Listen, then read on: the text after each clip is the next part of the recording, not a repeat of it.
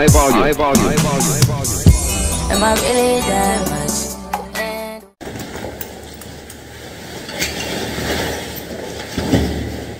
Hello guys. This video ay ipapakita ko kung ano ang laman ng aking backpack. Nandito ako sa work ngayon. So medyo maaga pa sa aking visit. Kaya mag-vlog muna tayo. Nandito ako sa labas ng aking visit. Ito pakita ko yung laman ng bag ko.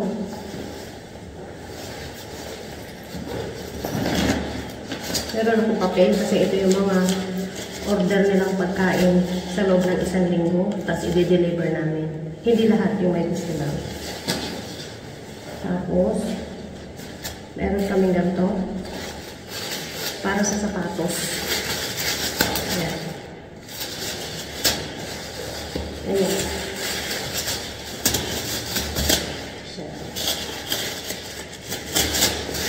Huwag masyadong mag-init. Tapos, ano ang ganito?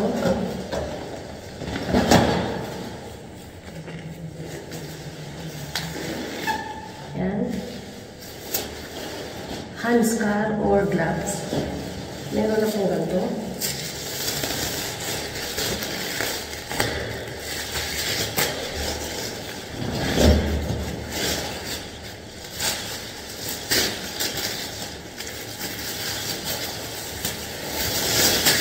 Ganyan siya.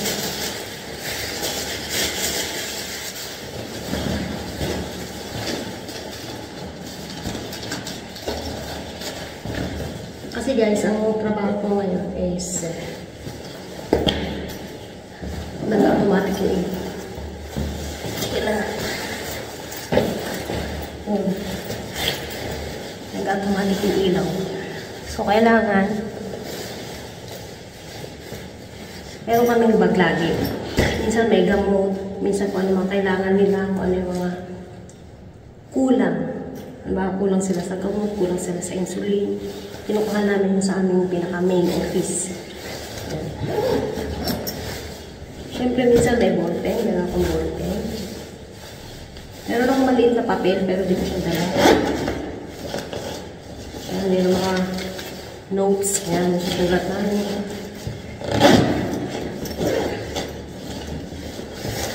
Meron din akong ganito, lagayan ng ID. Taka kayo, bakit ganyan ang kulay? Kasi bigyan niya ng company. Wala pa akong ID, kasi bago pa lang ako. At higit sa lahat, meron kami, yan, in and out alcohol.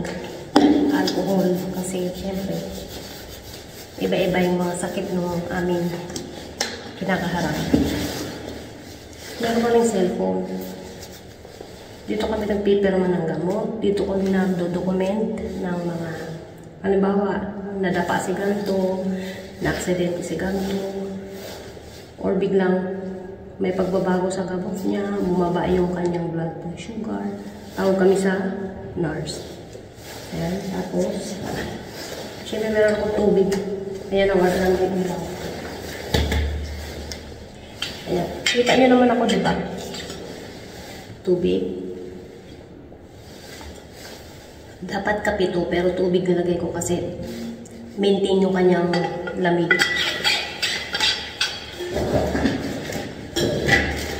Meron ako, sa sobrang lamig na guys, minsan kahit hindi gano'ng kalamig, kailangan ko to. Lip balm. Yan.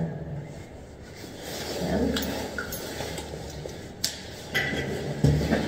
Bukod sa ganito, meron din kami yung cream, hand cream, kasi minsan, yung siguro mga 30 times, 20 times kami naghuhugas ng kamay. Bago magsimula, pagpasok, hugas ng kamay, tapos alcohol. Minsan, masakit na sa kamay, ang hapdi na ganyan. Pero buti na lang wala akong gano'n na allergy. Tapos meron akong ganito. Tanghali kasi ngayon, dito sa Sweden. So, may pinakita ko unang papel. Ayan. Ganyan. Dito nakalagay yung ang pagkain klase gusto nila. tatlong pagpipilian. Tapos kukunin namin doon sa parang restaurant. Kukunin namin yung pagkain nila. Merong cold food at saka merong hot na food. Ganyan. Tapos ilalagay namin dito. Tapos i-deliver namin sa bawat bahay. Tapos ibabalik namin siya doon.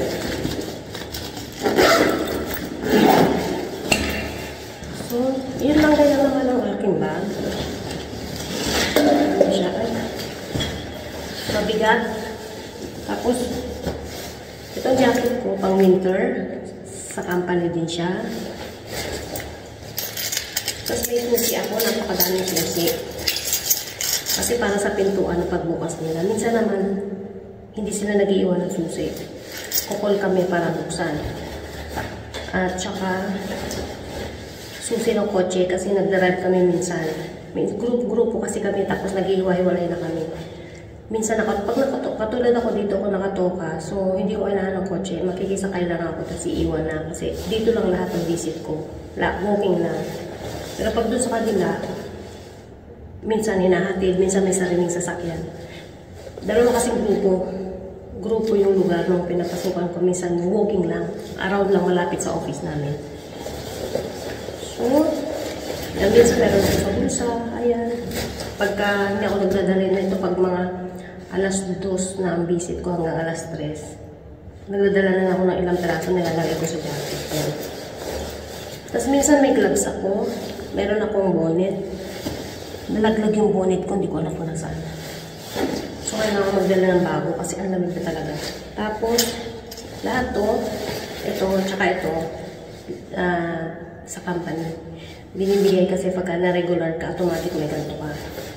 Dalawang klase yung jacket namin, yung isa pang summer, yung isa naman, hindi naman totaling summer. Ito pwede ko ito magamit eh, pagka spring, ganyan, or fall season, yan, pwede.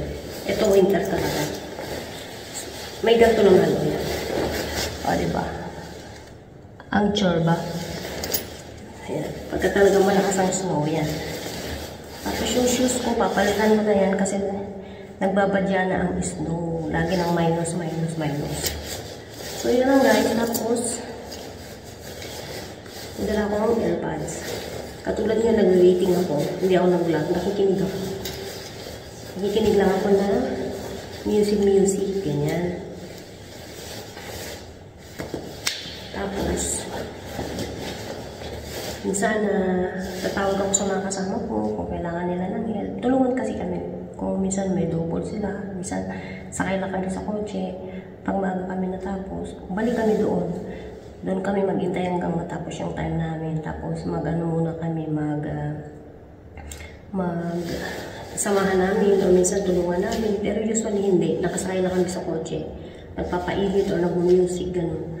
Pero hindi kami pwedeng sumubrang aga at sumubrang late din. Minsan nangyayari talaga hindi maasahan dahil minsan may acute or minsan pag dumumi o ganyan napapatagal ka talaga. Hindi may iwasan yun. Sabi nga, wala naman lagi talagang eksakto. Pero wag naman yung mga 30 minutes or mga na tumagal kasi syempre pinaka-busy day dito. Busy talaga isa umaga kasi gamot, almusal, yan, bibihisan sila. Tapos pagdating ng mga alas 10 na wala na halos. Kasi suserve mo yung pagkain yan. Paggabi naman, konti na lang, gamot na lang ang mga most important is gamot, yung mga insulin, yan, ganyan, yung mga tatapalan yung sugat, yan, yung mga istumi, yung dumi, at saka yung mga catheter, yan. Yan guys, tsaka yung mga kukuhan naman ng dugo. Yan, yan mga importante sa lahat. Yung mga ganyan kasi gamot talaga ang pinaka-importante sa lahat. Yung mga damit, yung mga mag-iihi sila, may oras sila ng ihi kasi nakaano yan sila eh, parang walker ba, ganun. Meron silang support. So, tutulungan namin yan, namin sila sa likod. So, supportahan namin sila na para hindi sila matumba. Tapos, naghahanda kami ng almusal, lilinisin namin yung ihian nila, diaper, pagkain, energy drink, ayusin yung higaan. Mga ganun guys, yung mga simple lang na pero ang importante is yung kamusta sila, kung may changes ba ng kanilang health condition, minsan okay, or may pagpabadya ba ng dementia, Alzheimer's, kasi minsan okay, minsan hindi. Napapago-bago yung kanilang humor. Siyempre, gano'n naman talaga. Kumbaga sa bata, may nagtatantrums. So, ayan lang guys. Make-share ko lang yun naman na akin lang. Medyo mabigat siya. Kasi, every morning, bago ako mag-start, pumasok sa office namin, pag nag-meeting kami, pinupuno ko siya. Yung ano yung kulang. Tapos lahat kami may name. Here's my name, yan. Sa sunod na sa marami, ako mas gusto ko kasi yung laging may extra kaysa yung kulang. Kasi minsan, yung mga alaga namin, wala silang gato sa bahay nila. Yun lang guys, na-share ko lang ang aking bagong trabaho. Maraming salamat sa inyong suporta, patubo at kung sino man sa sulok ng mundo. God bless and every day is a blessing. Thank you.